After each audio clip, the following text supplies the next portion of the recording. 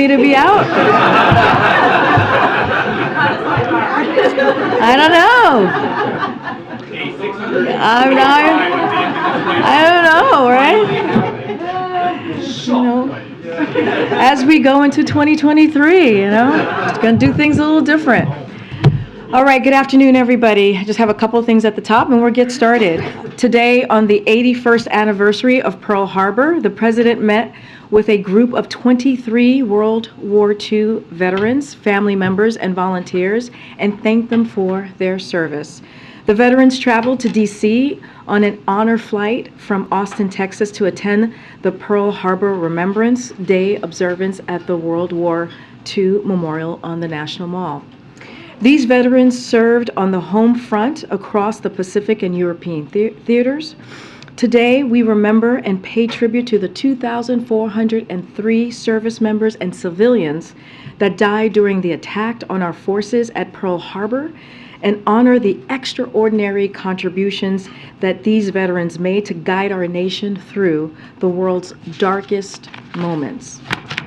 I'd also like to offer an update on open enrollment. As of today, nearly 5.5 million signed up for healthcare through the ACA marketplace since the start of open enrollment last month, a continued record-breaking pace for enrollment in quality, affordable health care.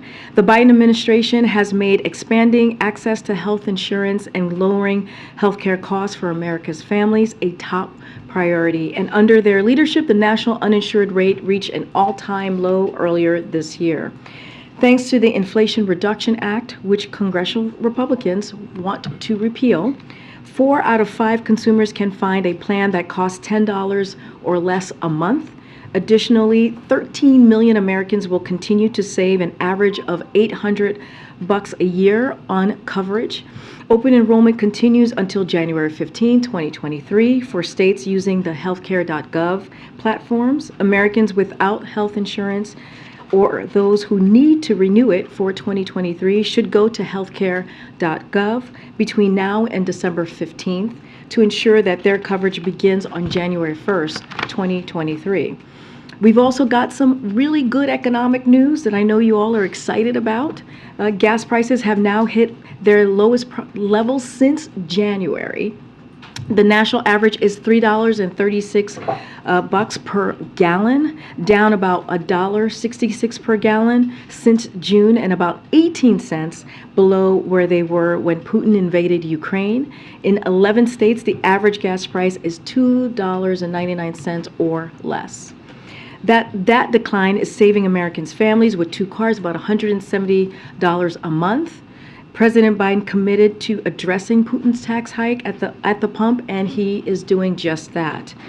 Finally, this morning, the president signed the Speak Out bipartisan legislation, Speak Out Act, I should be clear there, bipartisan legislation that will enable survivors to speak out about workplace sexual assault and harassment, increase access to justice, and make the workplace safer for everyone. Today's bill was passed thanks to to the extraordinary leadership of Gretchen Carlson and other survivors and advocates, as well as Congressman Lois Frankel and Sherry Bustos and Senator Kristen Gillibrand and Mazi Hirono. 1 in 3 women report having faced sexual harassment in the workplace, and people of color, low-wage workers, and LGBTQI+ individuals are also disproportionately impacted. Disproportionately impacted. The threat of legal retaliation can silence survivors while allowing predatory workplace behavior to continue unchecked. The Speak Out Act creates a critical national standard empowering survivors by prohibiting the enforcement of pre-dispute non-disclosure agreements, those are NDAs, and non-disparagement clauses in cases of workplace sexual assault or harassment. This bill builds on the Ending Forced Attribution of Sexual Harassment, Sexual Assault and Sexual Harassment Act, which the President signed into law earlier this year, which made it easier for survivors of sexual assault and harassment to bring suit in court and to avoid being forced to to arbitrate their legal claims.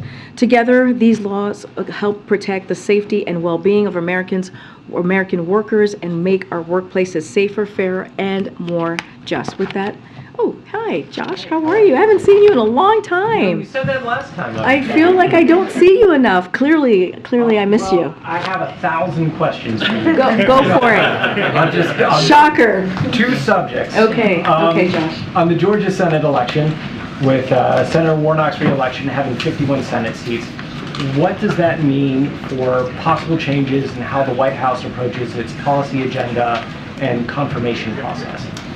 So I want to give you a little bit of color on the call. I know some folks had some questions about how the call went. So Senator Warnock, well, first, as you know, the president called Senator Warnock last night when we got back from Phoenix, Arizona, and Senator Warnock thanked the president for the call, and they talked about their partnership and the importance of their continued work together in the months and years ahead. Look, what I would say to your question, Josh, about what this means for moving forward when it comes to the president's legislative agenda, when it comes to Democrats' legislative agenda, it's that it gives us a little bit more breathing room, a little bit more ability to deliver for the American people. The president has been very clear these past almost 2 years that his main priority, his main objective is to make sure that the American public, the American people, when it comes to the economy, we build it from the bottom up, middle out, giving people real opportunities. You see that in his economic initiatives and priorities, his plans. When you see the bipartisan infrastructure legislation, the Inflation Reduction Act, which I just mentioned at the top, and when you think about the American Rescue Plan, the first big piece of legislation that this president passed with only Democratic votes, which met the moment that he walked into with an economy that was really tanking, and he helped make sure that people got shots in arms, helped the economy get back on its feet, and we've seen these successes, which in the last two years. Again, this is going to give us a little bit more of that breathing room to get things done, to continue to move forward with what the American people want. And they were very clear in the midterms. What the American people want is they want to continue the agenda that the president had the last 2 years. And then, secondly, on the National Defense Authorization Act, it doesn't include a military COVID vaccine mandate. Is the president's objection to removing that mandate so strong that he's willing to veto the NDAA? So let me just first say, I'll answer that question, but I do want to make a few points here. So I don't want to get ahead of the process. As we know, there's the conference language. There's still the legislative process that has to move ahead on this. And so again, I'm not going to get ahead of the vote, or I'm not going to get ahead of the president. But every year, as you know, the NDAA has some provisions we support and some we do not. And what the president's going to do is he's going to judge this piece of legislation, this bill, on its entirety when that occurs. Again, there's a process moving, there's a process that's happening, and so we're going to let that happen in Congress. I will note, just to be very, very clear here, what we saw, what we think happened here is Republicans in Congress have decided that they rather fight against the health and well-being of our troops than protecting them. And we believe that it is a mistake. What we saw happen on the NDAA as it relates to the vaccine mandate. Making sure our troops are prepared and ready for service is a priority for President Biden. The vaccination requirement for COVID does just that. I'll add one more thing, just a little bit of a data point here, so all of you have this. Look, before COVID vaccine existed, nearly 700 Department of Defense personnel and service members died of COVID. Almost 100 of them were active duty. And so since this past spring, there has been one death due to COVID. So vaccinations work and save the lives of our service members. So we believe that it was a mistake. Okay. I just want to go back to your comment on breathing room that you just said. If you could, with a look ahead going forward, lay out for us where you think you'll have the most breathing room. Is it specifically judicial nominees? Kind of what's the list of? So we have been very clear that judicial nominees is a priority for this president. That's something clearly that we want to move forward on and continue our successes. You've seen the success of judicial nominees as it relates to this president's first 2 years, making making sure that we have put forth a historic amount of black women to judgeships, and so the president wants to continue to do that. Our nominations as well, moving forward on that. So that is something that we have said. Those are clearly priorities.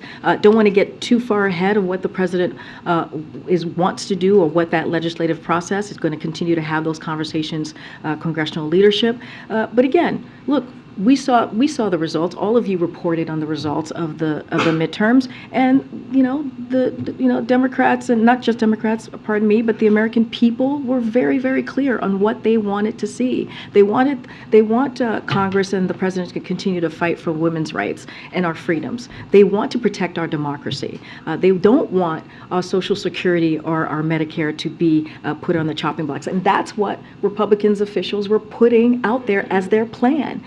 And so we're going to continue to deliver for the American people. What you saw Senator Warnock do and what you saw Democrats do this past election is run on the president's agenda, run on an agenda that was successful.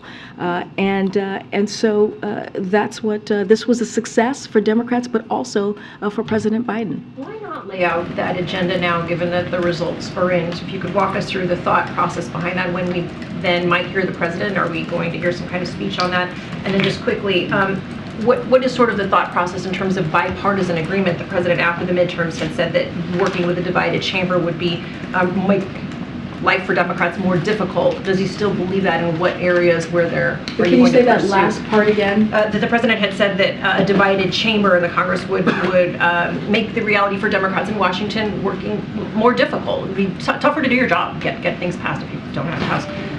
What going forward? Kind of where are the areas of bipartisanship that you could? So look, there's so many areas of bipartisanship that the president sees when it comes to delivering for the American people on the economy, on healthcare, on issues that they truly care about. We can do that in a bipartisan way. There's no reason that couldn't be done. We talk about the government funding. Last year, it was done in a bipartisan way. This year, it should be done in a bipartisan way, because when you think about what the specifics are in that funding, you think about public education, you think about public health, right? You think about our national security. All of those things are not partisan issues. But I will also say, when the president had his meeting with the Big Four, the Republican and Democratic leadership in Congress just last week, he was very clear. You saw the readout, and you heard me say this as well, which is, this past almost 2 years, there were more than 200 pieces of legislation that the president signed into law that were bipartisan. So it is possible to get things done. The president was in Phoenix, Arizona. He talked about the CHIPS and Science Act. That was done in a bipartisan way to bring back jobs to the U.S., manufacturing jobs in the U.S. And under this presidency, more than 700,000 manufacturing jobs have been created. So there's ways to do that. The bipartisan infrastructure legislation, a historic piece of legislation that's going to fix our infrastructure and our roads, our tunnels, our bridges, and that was done in a bipartisan way. So there's many ways that we can do that. The president is willing to reach across the aisle, as he has been throughout his career, to get things done for the American people. The timeline he'll lay out the legislative agenda. Again, I don't want to get ahead of the president. I will let him, speak to that when the time comes. What I'm saying is the president is going to continue to have conversations with congressional leaders. He did just last week, just a week ago or so. And he wants to make sure that we can continue moving the country forward in a way that helps the American people. Thanks, Karine. So the deadline for Biden to decide whether to declassify thousands of documents related to the assassination of John F. Kennedy is looming. It's December 15th. Is that declassification still on track, or will the administration seek to extend? I don't have an update for you on that particular question on declassification of those documents. Once we have more to share, we certainly will. I don't have anything to preview at this time. One more thing. I wonder if you can preview some of the remarks Biden's going to make tonight at the vigil for victims of gun violence. And he's spoken frequently on the campaign trail in public about the desire for an assault weapons ban. Is that out of the water now that there's divided government? Well, there's 51 for Democratic senators now, so that matters. Like I said, it'll make things a little bit easier. But yes, to your point, it is a divided government.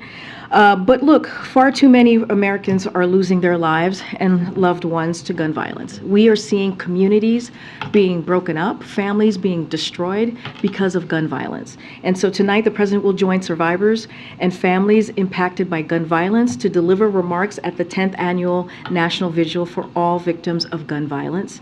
The vigil is a service of mourning and loving remembrance for all who have fallen victim to the ongoing epidemic of gun violence in America. As you all know, as you just mentioned, a little bit about the assault weapons ban, but also the president signed the most significant gun safety legislation in 30 years this summer, but he feels it's not enough. He believes that we need to do more, and he's been very vocal about that these past several months. He continues to call for an assault weapons ban to be passed by the Senate and send it to his desk.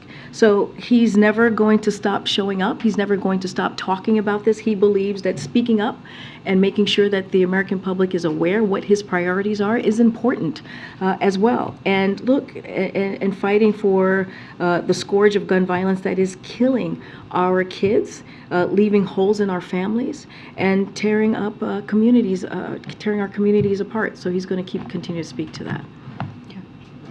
In the wake of the midterms, the president's traveled to 2 states that were critical to 2020, but also where Democrats did quite well, in Michigan and Arizona. Should we expect a trip to Georgia anytime soon? Don't have anything to preview at this time on any trips that the president will be having in the next couple of weeks. Of course, we've been to Georgia many times during even this presidency, and always look forward to going back, but don't have anything to preview at this time. Can I ask on the funding negotiations? Republican leader McConnell yesterday made pretty clear that they hadn't made any significant headway on any of the major issues, including the top line, and said that would likely lead to a CR if it didn't change soon. How does the president view his role in these negotiations? I understand the critical role Shalonda plays. I understand there are House Democrats, Senate Democrats, House Republicans, Senate Republicans.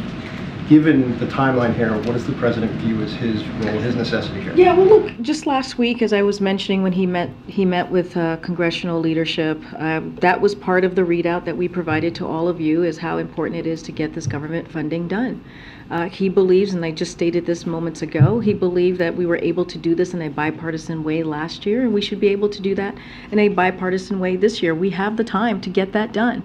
And to your point, yes, our OMB director, Shalonda Young, is leading the process. She knows how to get this done. She knows how to reach across the aisle to make sure that we deliver for the American people. These are not partisan issues. These are real critical issues that we're talking about. We're talking about the different specifics of the government funding that matter to the American people. So, like I said, the president spoke to leadership last week. It was part of the readout that we provided to all of you, and he'll continue to have those conversations. Just real quick, is the administration at this point proposed to any CR into next year? Look, I'm not going to get ahead of what's happening right now in Congress. What we believe is that we should be able to have an omnibus bill like we have done in the past, and it should be bipartisan, and we have enough time to get that done.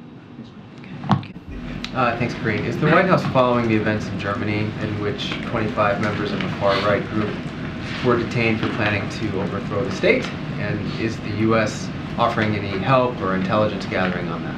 So we applaud the German government and its law enforcement and special forces for their diligence in combating violent extremism and keeping their citizens safe and their government facilities secure. We would refer you to the German government specifically and law enforcement authorities for questions about the investigation specifically on that. We remain in close contact with our government counterparts and are standing by to assist if asked.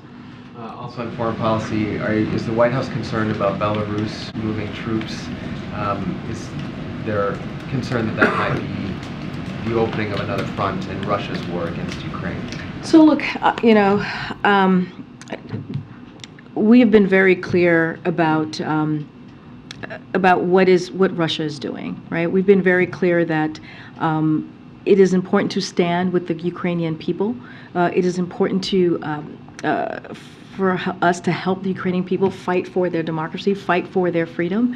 And that's what we have done. That's what the president has done along with our partners and allies and bringing NATO together in a historic way.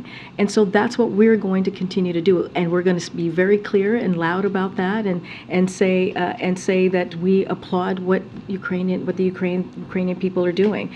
And when it comes to what we're seeing from Russia, they are the ones who are attacking another country. They are the ones who are stepping on their freedoms, on their democracy, and we have to continue to call that out, and we have to continue to make sure that we're providing the assistance to Ukrainian people to continue to fight. So we've been very clear on that. We've been very clear on it's important that folks stand on the right side of history on this when it comes to fighting for democracy. And I'll leave it there. What, on Belarus specifically? So don't have anything specifically on that. I have not seen the reporting on Belarus. It would not be surprising, as I remember you all reported on Belarus very early on in this continuous war. But again, the president has been very clear. It is important to stand with the Ukrainian people as they're fighting for their lives, as they're fighting for their democracy and their freedom, and being on that side of history is incredibly important. Thanks, Karine. I want to follow up on the vigil that the president's going to attend tonight. In the wake of the mass shootings in Colorado and Virginia, the president said he wanted to revive his push for the assault weapons ban. Where does that stand? Is he going to push for that in the lane back? So, look, just to speak a little bit to why the president continues to talk about this, and I spoke about it just a moment ago. He believes that it is incredibly important as president for him to continue to speak to this, for him to continue to put this at the forefront, the importance of getting the assault weapons ban. And he is grateful for the bipartisanship that we saw just months ago on getting that gun reform to really fight gun violence, something that we hadn't seen in 30 years, but he believes we need to do more. It's not just the legislation, it's also the work that he has done throughout his administration. The president put out the Safer America Plan, which is a roadmap for additional actions needed to reduce gun crime. As part of that, the president continues to call, again, for assault weapons ban to be passed by the Senate, and he believes that is one of the best actions we can take to reduce gun violence and save lives. And the president feels very strongly about that. And whether it's in the next 3 weeks or beyond, the president is not going to take his foot off the gas pedal on getting that done. Again, he's going to continue to talk about that. He's going to continue to make sure that it is a priority for his administration and be very clear with Congress on how important it is to move forward with this. When we saw the assault weapons ban in place 30 years ago in 1994, when the president was very much a big part of getting that done, we did see crimes go down as it relates to that particular bill. And once it's sunset 10 years later, we saw an increase. So he's going to continue to fight for it. And I hear what you're saying in terms of the timing. I guess part of me is curious about the mechanism. I had a chance to interview incoming Congressman Maxwell Frost, who of course made it a key part of his platform to fight against gun violence. And he has called for a vote on the assault weapons ban in the Senate, saying, quote, "I think it's important to put it up for a vote even if it doesn't pass, because it gets people on the record." And I wonder if the president shares that perspective, that it is worth putting it on the floor for a vote, even if you don't have enough votes. I understand what is being laid out and said to me. Look, the president believes that we need to get something done. That's what he wants. He wants to make sure. In the Senate? Look, he wants to see the Senate get it done. He wants to see, obviously, a vote in the Senate. He wants to make sure, he wants to see the assault weapons ban get done. And he believes that is what's going to save the lives of families and communities across the country. And I just wanted to ask you about the anti-Semitism forum. The second gentleman said today there is an epidemic of hate facing our country. Let me be clear, words matter. People are no longer saying the quiet parts out loud. They are screaming them. Obviously very powerful words. I'm wondering what, if any, actions the White House, the president, thinks can and should be taken to deal with this issue? Look, the president has been very clear. I was talking to him about this earlier today, and look, he said what I've always said here is silence is complicity, right? And that is true. And we need to speak out against hate, bigotry, anti-Semitism, and Holocaust denial are disgusting and have no place in America, period. Let's not forget, in 2017, the president put forth an op-ed that talked about what he saw in Charlottesville and the hatred, the anti-Semitism that we saw, that you all reported on. And so he has been consistent on calling that out, talking about the soul of our nation, talking about how important it is to really speak out against this type of hate that we're seeing. Given how critical it is to the president, why didn't he attend today? Why didn't he make remarks? Look, here's the thing that I want to be really clear about. Again, I just talked about 2017, how the president has been out front. He was out front as a former vice president. He put out, again, an op-ed being out front on this critical issue and what we were seeing, and someone lost their lives, right? Someone lost their life on that day. When he decided to run in 2019 to be president, he talked about the soul of a nation. He talked about the increase of hate and what he was seeing. And there's been many times at this podium, and many times this president himself has called out the bigotry, the anti-Semitism that we have been seeing, and he'll continue to do that. I talked about this, how important it is for the second gentleman because of his historic role and how he belongs to the Jewish community and how important it was for him. And again, he represents the administration. He is the second gentleman. But look, just a couple of things I do want to lay out what we have done. At September's United We Stand Summit, our administration announced a series of actions and commitments to take on hate-fueled violence. President Biden has established the first ambassador-level special envoy to monitor and combat anti-Semitism and appointed the renowned Holocaust expert to the role. So these are actions that he has taken most recently in the last almost 2 years. And I think that shows his commitment to this issue, that shows his commitment in fighting anti-Semitism and fighting hate.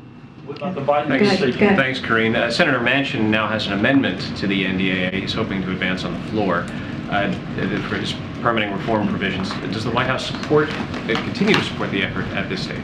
So the president believes we must pass the permitting reform bill so that the U.S. can realize the benefits of the historic investments in the Inflation Reduction Act and the bipartisan infrastructure law. He supports permitting reform. As I said just a couple days ago, we will continue to work with Congress and find the best path forward so we can enact this bill. So it is a priority for this president. If I could just follow up to your answer to Josh's question, and I think John Kirby said the same thing this morning, that it was a mistake for the provision rescinding the vaccine mandate to be included in the NDAA. But specifically, Josh asked you if the president would veto the NDAA if the provision remains. Is the president threatening to veto the NDAA? I just answered that question, which was there's a process in place. We talked about the conference language. There's a legislative process that has to go forward, right? I'm not going to get ahead of votes. I'm not going to get ahead of what that process is going to look like. The president's going to look at the NDAA in its entirety and make his judgment on that. And I'm not leaning any way here. I'm just laying out the facts of how this works. Okay, thanks. Karine, following up on Kristen's question about the assault weapons ban push from the president, he said specifically on Thanksgiving that he was going to count the votes to see if there were enough votes to do anything during the lame duck. Has he counted the votes? Has he made any determination? Look, I don't have any determination to share with you at this time. What I can say is the president is committed and believes that we need to get an assault weapons ban. He has been very, very clear about that. He's appreciative of what Congress was able to do with the piece of legislation that got passed just a couple of months ago on making sure that we deal with gun violence in our communities. That was something that we hadn't seen in 30 years, but he believes we need to go further. Again, I tried to explain a little bit about his thinking, about why he continues to talk about this. He believes it's important for him as the president of the United States to have this conversation, to put this at the forefront and continuing to do this because we're seeing what gun violence is doing and how it's destroying our communities and what it's doing to our communities. Expecting to make a determination on votes in the lame duck in the near future? Look, there's a lot happening, right, in the next couple of weeks. I just said whether this happens in the next 3 weeks or beyond, this continues to be a priority for this president. Is the administration following the situation in Peru, where the president says he is going to dissolve the Congress before a third impeachment vote? Do you have any response or comment to that? So we've seen the reports, and I believe the NSC team is looking at that. Of course, this is a developing news, and I don't have anything to share on that today. But again, we've seen the reports, and NSC is certainly looking at this. Okay, JJ. Georgia elections official Brad Raffensperger said yesterday that he'd like to see Georgia lawmakers take a look at ranked choice voting or runoff alternatives. Does the White House have any thoughts on the structure of state elections or whether archaic election systems need to be updated or changed? So don't have any position from the White House to share on this today. Of course, I've read the reports. I just don't have anything to share at this time. Okay. Karine, sorry to push again one more time to follow up on Kristen and Catherine.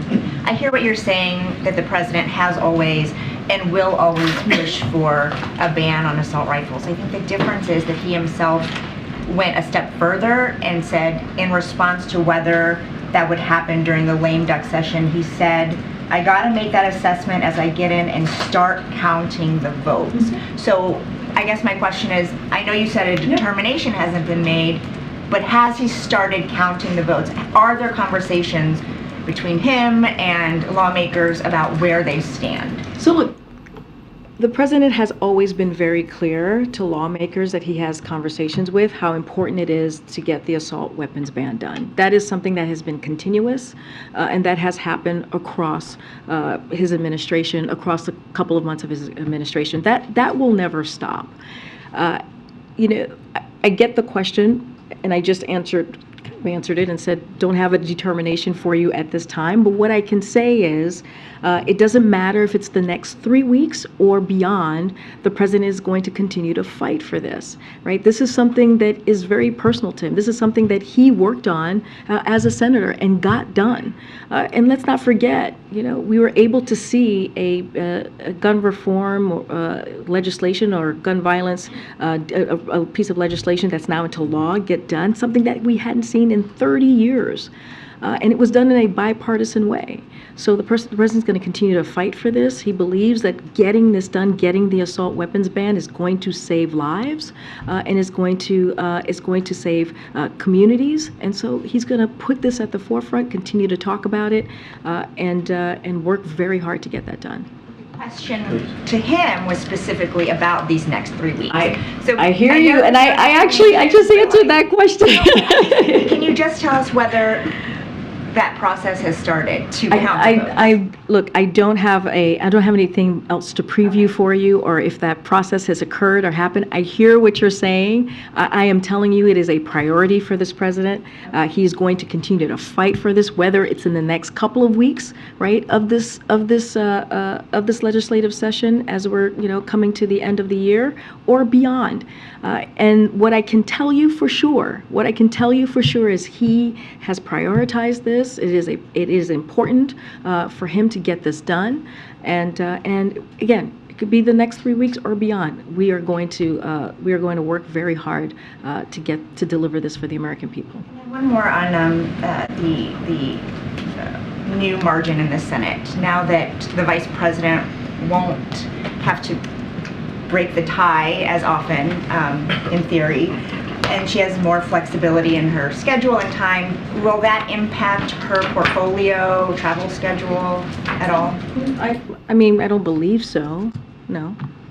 Yeah, I would reach out to her team specifically, but I don't believe so. Let me just say, the vice president has been a great partner of the president this past 2 years. The successes that they both have had in the clearly Biden-Harris administration on getting things done for the American people when it comes to the economy, when it comes to lowering costs, when it comes to fighting inflation, and that is something that we're going to continue to do. We just talked about the gun violence reform legislation that was passed just a couple couple of months ago. All of that was done in partnership with the Vice President, and he appreciates all the work that she has done on these issues.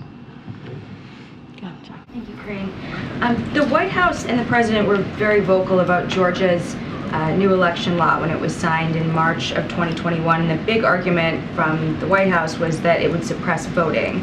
But there was record turnout in the primary, there was record turnout in the general, record turnout in the runoff, in early voting, absentee ballots, and in-person voting. So is the DOJ going to drop their lawsuit against the state? I can't speak to DOJ's actions and what they're going to do. The president, though, called it Jim Crow in the 21st century and a blatant attack on the Constitution. So does he still see it that way? I'll say this, I'm not going to speak to the Department of Justice legal actions. That's something for them to speak to. What I can say, and not going to get into specifics of your question, but you all reported this, that there was suppression, that we saw that throughout the Georgia election. So that is something that was been reported on. So I leave it to those reports. But look, even with that, the American people came out. They came out in historic fashion to make their voices loud and clear. When it comes to democracy, when it comes to protecting our democracy, when it comes to making sure that we're protecting our economy, we're protecting Social Security and Medicare. This is something that the American people spoke very loud and clear. And they did that because of the success that the president has had on his legislative agenda, because of what the president has been able to deliver, because of what Democrats has been able to do, and making sure we had a sharp message for the American people to see the contrast. Right? Republicans wanted to put Social Security and Medicare on the chopping block. That's what they wanted to do. That was their plan. And, you know, people have said, I've heard some of your colleagues say earlier this morning that it was a stunningly bad cycle for Republican senators. And a lot of that is because of their agenda, is because they embodied the ultra MAGA ideas. And even with all of that, the American public came out and they put a lot of that to rest, a lot of what the Republican officials were putting forth, their plan to rest. And they said it very loud and clear. We want the special interests to pay their fair share. We want Social Security. We want Medicare to be protected, and we want women's rights to be protected as well. Just one more on Twitter, Karine. The Twitter files have released that the company typically required an official or law enforcement finding that materials were hacked in order to exercise their company policy to restrict certain stories or reporting.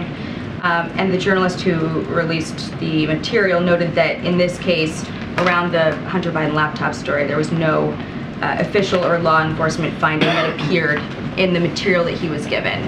So my question to you is, did anyone from the Biden team communicate to Twitter that this material was from or this reporting stemmed from hacked materials? Are you talking about the campaign? It would have been the campaign or anyone around the family. Just wondering because in the Twitter files release and what Matt Taibbi said, he noted that typically the company would require a law enforcement or official finding that something was hacked in order to exercise their hacked materials clause, and that he didn't see that in what had been given to him. So wondering if it was communicated even informally by someone around the president or the president's family or the campaign that this was hacked material or could have come from hacked material, given that there was so much concern, especially after the 2018 foreign interference situation, that could be something that we would see in that election. So I'm wondering if there was that communication there surrounding the Hunter Biden laptop story. So I can't speak to decisions made by the campaign from here. That is not. It is a political campaign, so I can't speak from here. I'm covered by the Hatch Act, and so I'm just not going to comment on the question that you're asking me. But what I can say more broadly is, of course, it's up to these companies to make their own decision about the content on their platforms and to ensure content follows their own standards and policies. But I'm just not going to comment on a decision that was made during the campaign. Thank you, Karine. I have two questions for you. Following the explosion near the border with Ukraine, Poland just accepted Germany's offer to deploy Patriot missile defense systems to eastern Poland. But initially, the Polish government said that Patriots should be delivered to Ukraine. So can you comment on the deployment? And I'm wondering if the president sees a need to transfer Patriots to Ukraine, either by NATO or the US, considering continued Russian attacks on civilian infrastructure in Ukraine. So to your first question, so we would leave it to Germany and Poland to speak about the specifics of what is being provided. That's for them, their own governments to speak to. As a general matter, we welcome allied efforts to bolster NATO's collective defenses. And to your last question about NATO and how this could be provided. Look, we're in close contact with Ukrainians about their security assistance needs, as you've heard us speak to many times from this podium, and have been working to provide Ukraine with air defense systems to help them protect their country. But I don't have anything to preview today for you today on that particular issue. Hungarian Prime Minister Viktor Orban said recently that Hungary will ratify Sweden's and Finland's membership in NATO early next year. Does the president have any update from Turkey, which it looks like will be the only holdout? So, look, I would refer you to the Turkish government to speak about their own position. Certainly not something that we're going to do from here. But what I can say is that we have been a strong supporter of Finland and Sweden's applications for a NATO membership and work with the Senate to move quickly to ratify their applications. And so we have welcomed the rapid ratifications by our allies, and we urge all remaining allies to complete their own ratification process as quickly as possible. Thanks, Karine. Are you guys confirming, reporting from Bloomberg today that the president will travel to Mexico and meet with the Mexican president on January 9th and hold a trilateral with Lopez Obrador and Trudeau on January 10th for the North American? We're still working through the plans. Nothing has changed since I was last asked this question, and we'll let you know if we have anything more to share. And on the U.S.-Africa Leaders Summit, are there any details you can share about any bilateral meetings he's holding? And given the focus of competition with China and the national security strategy, do you expect it to be a big topic at next week's summit? So I don't have any bilateral meetings to share at this time on the Africa Summit, Leader Summit that's happening next week, as you just stated. And I mentioned this a little bit at the end of our of the briefing on Monday. We've invited 49 African heads of state to Washington, D.C. for a 3-day summit to highlight how the U.S. and African nations are strengthening our partnerships to advance shared priorities. The summit reflects the U.S. strategy towards sub-Saharan Africa, which emphasizes the critical importance of the region to meet this era's defining challenges. We will have more, as we do normally, background calls and more to share on what is to be expected during that 3-day summit. Thanks, Karine. My colleague had asked you on Monday about the drug shortages question, and just wanted to follow up on that. Is this something that the president has been engaged in? Has he been briefed on medicine shortages? So let me just say this and share where we are. So as I've said, as you mentioned on Monday, I was asked by your colleague, I believe Ben, the administration is closely monitoring for the possibility of any national shortages. Medicine shortages are not uncommon and is closely monitored and led by FDA and HHS, who are experts on this, right? This is their focus. Health officials are in close communication with manufacturers around these medicines. While we cannot force a manufacturer to make more of any drug, the conversations have been focused on understanding their supply and production levels, as well as if there are any needs that we can assist with to ensure steady supply. We stand ready to help if there is a need. As part of these conversations, FDA and HHS are in touch with manufacturing associates who continue to tell the public that they are seeing strong supply chains for these products. So that work, again, is ongoing. And as a reminder, we stand ready to help states and jurisdictions as they face the confluence of winter illness. But also importantly, we aggressively strongly pushing everyone to get their flu and COVID shots. I said this on Monday. It is important to do. That is how folks are going to protect themselves and their families, especially as we're going into continuing the holiday season. So we stand ready to provide resources to states like ventilators and PPE, as well as personnel to help in hospitals.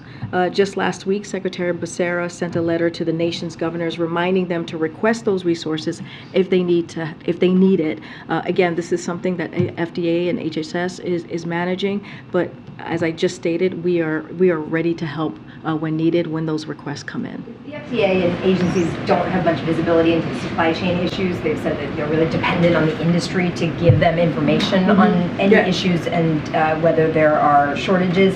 Does the White House think it's time for the FDA to get more involved so that they can get better information from companies? Well, I just stated in my layout here that FDA and HHS are in touch with manufacturing associates who continue to tell the public that they are seeing strong supply chains for these products. So that's what they're hearing. That's what we're all hearing from these manufacturing associations. So I'll leave it there.